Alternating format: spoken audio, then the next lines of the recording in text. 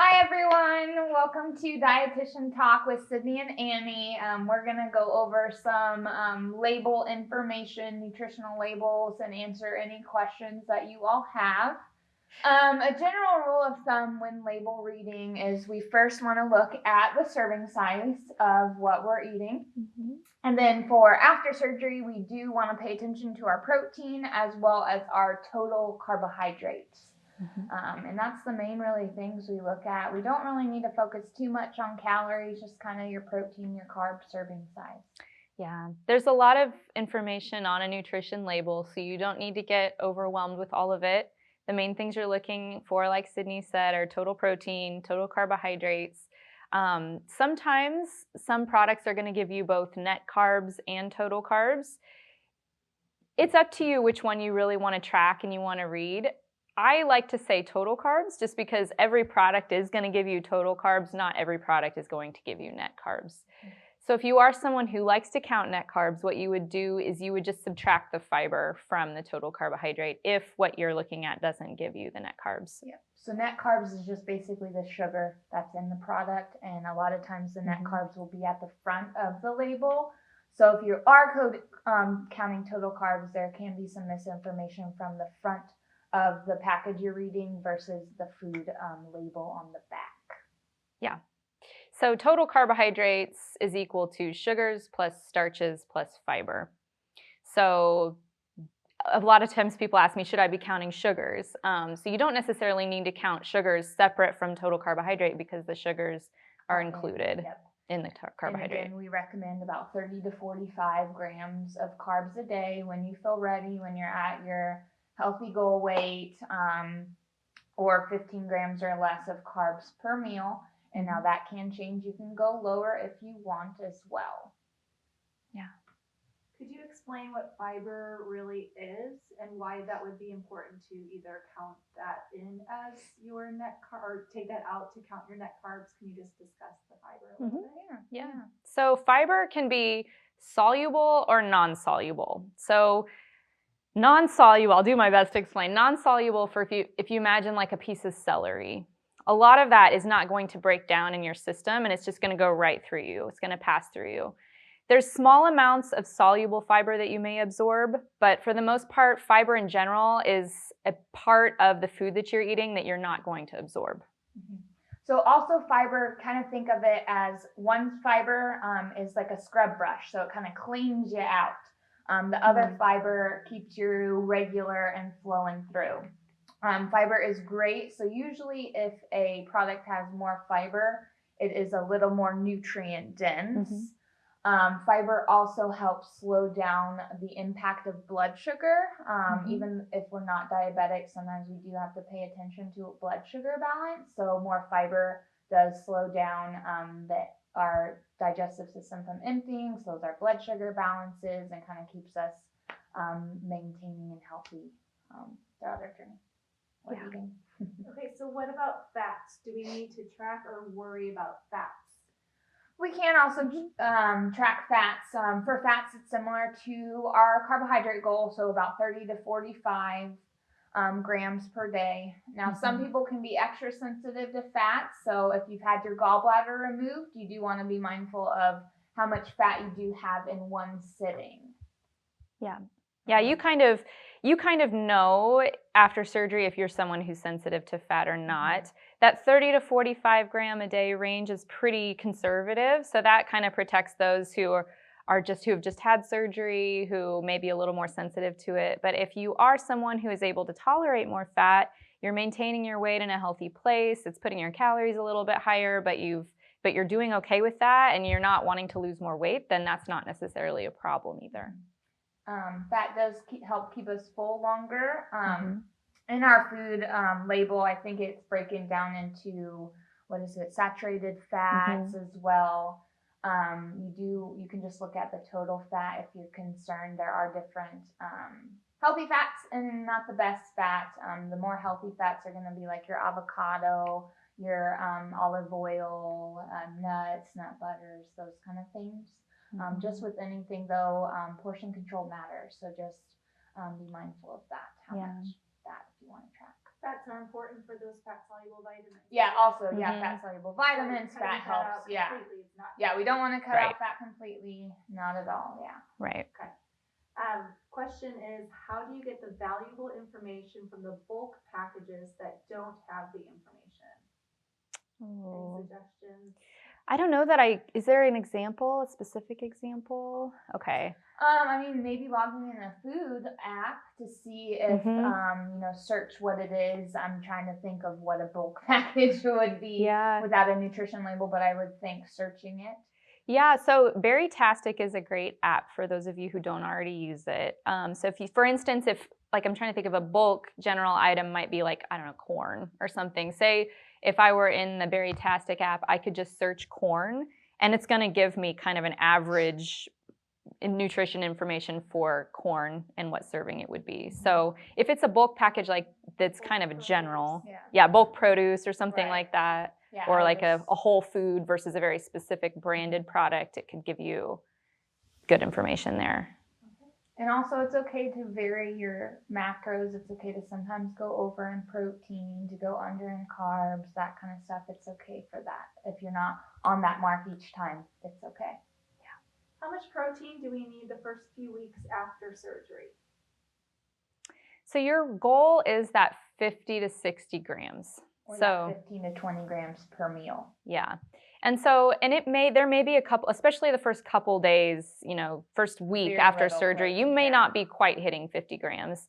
But you just want to use that protein drink to try to get up to it as soon as you possibly can. You're going to like this one. Do you have any recommendations for dressings that we can use on salads? How would I like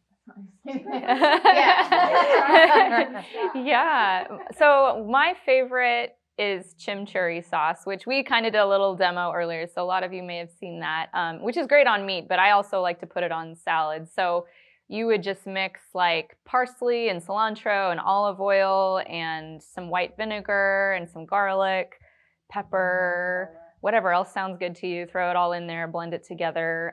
That's one of my favorites. I really like olive oil and balsamic vinaigrette, and I also really like making my own honey mustard. So I'll do olive oil with some Dijon with a little bit of honey, salt and pepper, kind of mix that up, and it's pretty flavorful for me. Mm-hmm. You can also, if you want to get more fancy and more nutritious, you can do like your own creamy avocado salad dressing with like cilantro, parsley, olive oil, avocado. Yeah. Any of the oil-based dressings are going to be slightly healthier. If you do like ranch, blue cheese, and creamy base, just be mindful of portion sizes. Those do have a lot of added calories. Some have extra sugars, not the best fats for you, but everything is okay in moderation. So if you really love that ranch, try to just do a little bit less, or try to make your own with like Greek yogurt and ranch powder. Yeah, there's also a store called Olive Tree, I believe.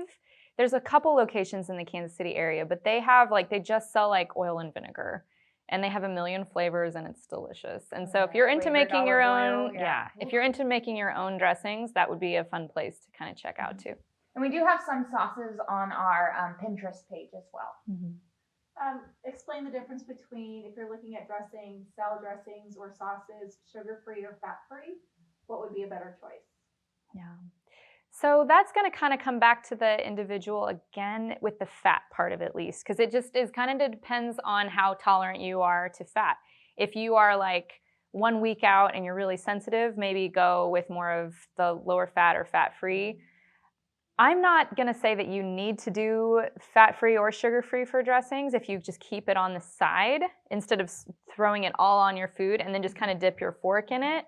It's not going to be a make or break type situation. So it's okay to not have to do the fat-free or sugar-free dressings. And a lot of time, fat-free means they've added more sugar for it to taste good. So during the low-fat epidemic, shall I say, not epidemic, but back in the day, they actually noticed obesity rates rising because they took all the fat but loaded the sugar, and we just kind of got more sugar in.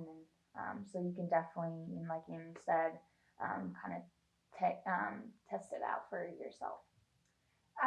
Vera asks, I am 9 weeks out and still only eating 1 egg for breakfast in small portions. Is this okay? I am getting all of my protein in as I should be.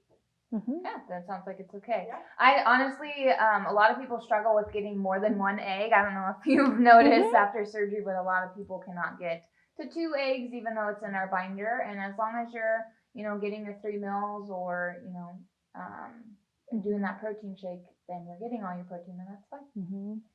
So Misty says, I am 6 days post-op. I am so thirsty, so I'm basically just drinking water. I'm okay on a hunger scale, but know I should be having protein shakes and other things, but don't want to take up any space for water. Any suggestions? So frequently sipping, like I'm sure you're probably doing, think like 3 swallows and then wait 2 minutes. So depending on how, swollen you feel down there, typically 3 ounces is what people can work up to as far as fluids, and it doesn't take long for that pouch to empty of fluids, usually a couple minutes. So you could think like 3 swallows, wait 2 minutes, 3 swallows, wait 2 minutes. And so if that can kind of help quench some of that thirst to give you room for that protein drink, then that's fine. You can also do a protein water as a supplement versus a shake if that helps you kind of feel like you've got more space for it. That's a great suggestion. Christy says, is there a place to find these recipes for dressings you all just said? Pinterest. Pinterest, yeah. Casey Bariatric. Search on Pinterest. If you're doing from your phone, I think you have to press the search bar twice. You type it in and then press the search bar again to get our actual account. If you're searching from the computer, just find Casey Bariatric. You'll see our logo. We try to add to it as regularly as we can.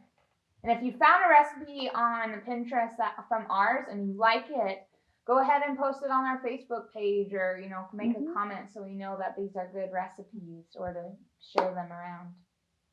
So Kyle says, I'm a vegetarian and I'm worried that fake meat options have too many carbs. I'm not too keen on getting all protein from shakes. Should I consider eating meat again? That's a personal, of course, that's a personal decision. I think that it is often, whenever you are doing a vegetarian diet, you typically do get more carbs. Yep. Yeah, and it may or may not be, it kind of depends on, are you at a weight that you want to be at, and how far out are you? If you're maintaining at a weight that you like, and you're getting a little above that 30 to 45 grams of carbs a day, then that may not be a problem with those meat substitutes. Yeah. And if you're getting more complex carbs, so more carbs from plant-based foods, vegetables, that's going to be a little bit healthier than, I'm just eating crackers and this and that. And if you are noticing you're doing a little more carbs, you really don't want to add in meat, you're maybe not at your goal weight, let's work on, maybe we can add some cardio, do some HIIT to kind of balance that out as well. But we don't want you to have to eat meat if you don't want to. Yeah. Shauna asks, I'm 7 days post-op. I cannot stand the protein shakes right now like I gag. Very common. Yes. Is it okay to mix Isopure unflavored protein in my Gatorade protein? Yep, perfect. Yeah, there's also Vital Proteins as well as Gene Pro that's unflavored as well. And then someone asked, Christy asked, what should I be looking for when purchasing a protein powder? You just look at the nutrition label. Total protein, you want at least 15 to 30 grams of protein per serving. And look at total carbs and total fat, you want 5 grams or less per serving. And it doesn't matter if it's collagen or whey or... Either one's fine. Any protein source. Either one's fine. If you are a little lactose intolerant, then you might do a non-whey based protein. But if you're not lactose intolerant, it's not something you need to worry about too much. Fantastic. All right, thank you, ladies. Yeah, thanks.